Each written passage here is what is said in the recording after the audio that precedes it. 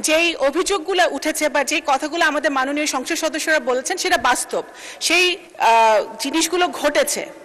কারণ গত 17 বছরে বিভিন্ন সময় প্রবাসে যারা থাকে তাদেরকে বিভিন্নভাবে ব্যবহার করা হয়েছে, আমাদের রেমিটেন্স যোদ্ধাদেরকে ব্যবহার করা হয়েছে, তাদের রেমিটেন্স আমরা ব্যবহার করেছি বাংলাদেশে, কিন্তু ওনাদের জন্য আমাদের তৎকালীন সরকার কোনো কিছুই করে নাই।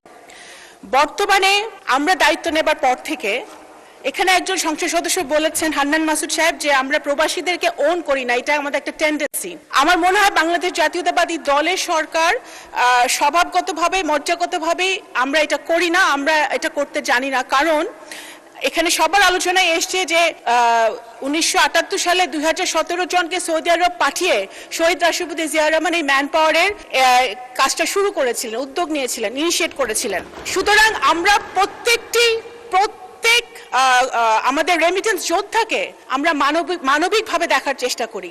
উদাহরণস্বরূপ আমি বলতে পারি যে আমাদের যে গালফ কান্ট্রিগুলোতে যে যুদ্ধাবস্থা এখন বিরাজ করছে, আমরা ইতিমধ্যে 12 জন রেমিটেন্স যোদ্ধাকে হারিয়েছি। এবং যখনই একটি মৃত্যু হয়েছে, মাননীয় প্রধানমন্ত্রী আমাকে ডেকে একটি কথাই বলেছেন যে অবশ্যই যেন এই পরিবারগুলোর সাথে আমরা দেখা করি, তাদের সাথে তাদের খোঁজ খবর নেই, এবং তারা যেন ডেড বডিগুলো এসে মৃতদেহগুলো যেন তাদের পরিবারের কাছে ঠিকমতো হস্তান্তর করা হয়। এবং প্রবাসী কল্যাণ মন্ত্রণালয়ের সাথে এই ব্যাপারে কিন্তু পররাষ্ট্র মন্ত্রণালয় খুব নিবিড়ভাবে কাজ করেছে, এটা প্রধানমন্ত্রীর নির্দেশে এটা হয়েছে। তো সুতরাং আমরা প্রত্যেকটা রেমিটেন্স যোদ্ধার সমস্যা মানবিকভাবে দেখার চেষ্টা করি। দুটো সমস্যা মাইগ্রেশনের ব্যাপারে, ইলিগাল মাইগ্রেশন যখন হয়, একটা হচ্ছে যেটা আলোচনায় এসছে সত্য কথা, ইউরোপ রুটে, আমাদের লিবিয়া রুটে মেডিটেরিয়ান সি হয়ে আমাদের অনেক দালাল চক্রের হাতে পড়ে আমাদের বাংলাদেশিরা যখন ওই রুটে যায়, তখন কয়েকদিন আগেও আমরা দেখেছি আমাদের কিছু বাংলাদেশি মৃত্যুবরণ করেছে। এই জিনিসগুলো ইলিগাল মাইগ্রেশনটা বন্ধ করার জন্য বা কমানোর জন্য পররাষ্ট্র মন্ত্রণালয় পররাষ্ট্র মন্ত্রণালয়ের ইতিহাসে প্রথমবার আমরা একটা মাইগ্রেশন উইং খুলেছি। সেই মাইগ্রেশন উইং এর কাজ হলো এই সকল মাইগ্রেশন রিলেটেড সমস্যাগুলো, এবং আমাদের বাংলাদেশিরা বিদেশে অবৈধভাবে যাক বা বৈধভাবে যাক, তারা যে সমস্যাগুলো ফেস করে সেগুলোকে মোকাবেলা করার জন্য আমরা এই মাইগ্রেশন উইংটা তৈরি করেছি। আমরা ইতিমধ্যেই প্রবাসী কল্যাণ মন্ত্রণালয়ের সাথে এবং শ্রম মন্ত্রণালয়ের সাথে আমরা এই ব্যাপারে কাজ করছি।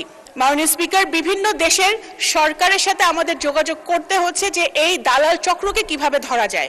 সেই দালাল চক্রকে যদি আমরা যতক্ষণ না ধরতে পারবো এবং আইনের আওতায় না আনতে পারবো, এটা বন্ধ হওয়া মুশকিল। ইন দ্য মিন টাইম আমরা যেটা করছি সেটা হচ্ছে আমরা লিবিয়ার, ইটালি, বিভিন্ন দেশের সরকারের সাথে আমরা বসেছি, IOM এর সাথে আমরা বসেছি, এবং বিভিন্ন কার্যক্রম আমরা নিচ্ছি, আমরা বিভিন্ন মেকানিজম নিচ্ছি যে কিভাবে সোশ্যাল অ্যাওয়ারনেস, গণসচেতনতা তৈরি করা যায়। ইতিমধ্যে আমাদের 64টা জেলার ডিসি, জেলা প্রশাসকদেরকে আমরা নির্দেশনা দিয়েছি যে তাদের বিভিন্ন স্ব জেলায় তাদের একটা সোশ্যাল অ্যাওয়ারনেস করতে হবে। কারণ দেখা যায় যে মৃত্যুবরণ হচ্ছে, মৃত্যুর কোলে ঢেলে পড়বে, সেটা জেনেও কিন্তু অনেকেই এই পথে আগাচ্ছে, দালাল চক্রে পড়ছে।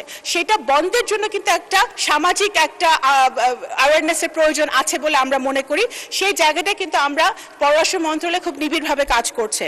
তো আমরা আশা করছি যে আমাদের সকলের সহযোগিতা যদি থাকে, আমাদের একটাই কথা, আমাদের রেমিটেন্স যোদ্ধারা আমাদের গর্ব। আমাদের রেমিটেন্স যোদ্ধাদের জন্যই এদেশে অনেক সময় ওনারা দেশের বাইরে থেকেও দেশের জন্য কাজ করেন, দেশের গণতন্ত্র প্রতিষ্ঠায় কাজ করেন, দেশের উন্নয়নের জন্য কাজ করেন। তো আমাদের রেমিটেন্স যোদ্ধাদের টেক কেয়ার করা, তাদের সকল অসুবিধার পাশে দাঁড়ানো আমাদের সর্বোচ্চ প্রায়োরিটি। এবং আশা করছি যেহেতু আমরা মাত্র কাজ শুরু করেছি, আমাদের যেসব আমরা যে স্টেপসগুলো আমরা নিয়েছি সেগুলো ইতিমধ্যে আমি মনে করি ইতিবাচক প্রভাব ফেলবে, এবং আমাদের সকলের সহযোগিতায় আমরা ভালো রেজাল্ট আনতে পারবো। ধন্যবাদ মাননীয় স্পিকার।